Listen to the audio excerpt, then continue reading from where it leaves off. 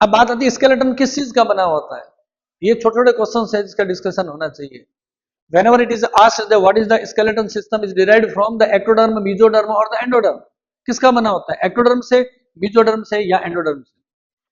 इसके लिए भी आपको ज्यादा सोचने की जरूरत नहीं है, टेक्निकली सोच के देखें। जैसे मान लेते हैं कि आपके पास में एक पेन है, उस पेन में क्या डाल रखी होती है, रिफिल डाल रखी होती है ना।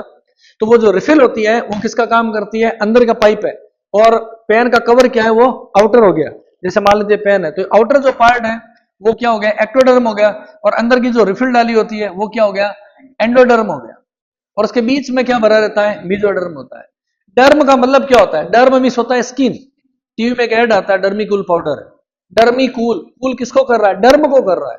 तो शरीर की आउटर लेयर है तो एक्टोडर्म हो गया, एक्टो मीन्स होता है आउटर होता है, एंडो मीन्स होता है इनर, तो एंडोडर्म मीन्स इनर लेयर हो गया, और मेसोडर्म मीन्स मिडिल लेयर हो गया। तो हमारी बॉडी में बाहर कौन सी लेयर है, एक्टोडर्म का कौन सा पार्ट है, स्किन, यानी इंटरगुमेंटरी सिस्टम। हमारा इंटरगुमेंटरी सिस्टम किसका बना होता है, एक्टोडर्म से बना होता है। एलिमेंट्री कैनाल, माउथ से लेके एनस तक का जो पाइपलाइन बना हुआ वो किसका बना हुआ है, एंडोडर्म का, और स्केलेटन सिस्टम का है इन दोनों के बीच में, इसलिए किसका बना होता है, मेसोडर्म का बना। अभी नोट नहीं करना, सब कुछ डायग्राम में आएगा। अब हम ये देखते हैं कि मेसोडर्म से कौन कौन सी चीजें बनती है, बोन्स बनती है, कार्टिलेज बनती है, और मसल्स बनती है। बोन्स, कार्टिलेज और मसल्स तीनों की उत्पत्ति किससे होती है, मेसोडर्म से होती है। Then what is the difference between these, bones hard क्यों होती है, कैल्शियम और कैल्शियम फॉस्फोरस का मिनरल्स का डिपोजिशन होता है, जिससे क्या होता है, हार्डनेस आ जाती है। कंपैरिजन करें अगर मसल्स के अंदर है, मिनरल्स का डिपोजिशन नहीं है, इसलिए मसल्स में क्या नेचर होती है, कॉन्ट्रैक्शन और रिलैक्सेशन की नेचर होती है, तो वो सॉफ्ट होती है, कॉन्ट्रैक्टाइल होती है। बोन से हार्ड है, कॉन्ट्रैक्टाइल नहीं है।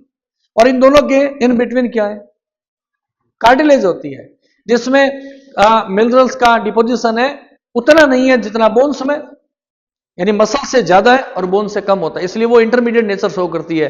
हमारे यहां पर होती है, कार्टिलेज होती है, नाक में होती है, और कुछ फिश होती है, उसका एंडोस्केलेटन किसका बना होता है, कार्टिलेज का बना होता है। आपने पढ़ा हुआ स्कोलेडोन वगैरह, और अभी आपके सिलेबस के अंदर भी है।